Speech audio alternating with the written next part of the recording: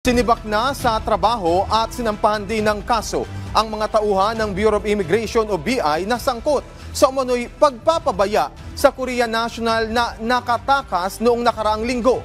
Ayon kay BI spokesperson Dana Sandoval, base sa kuha ng kanilang CCTV at kanilang investigasyon, nakitaan ng lapses o kapabayaan ang kanilang mga tauhan sa ginawang pag-escort sa puganteng Korea National. Dahil dito, agad na tinanggal ang dalawang contractual habang itinaas naman ang kaso ng permanent employee sa Department of Justice kung saan patong-patong na kaso ang isinampa.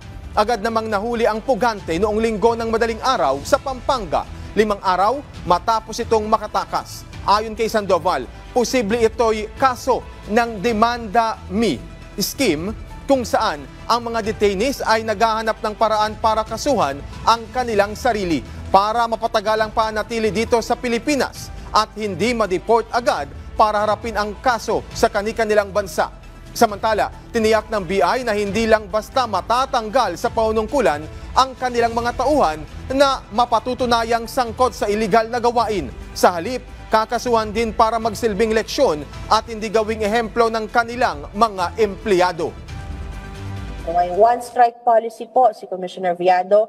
Kapag nakita na mayroong mga involvement sa illegal activities, tanggal agad yan sa ating mga hanay. At bukod po dyan, ang gusto po niya, i-modernize ang ating mga systems para din po mawala at mamatay ang opportunities for corruption.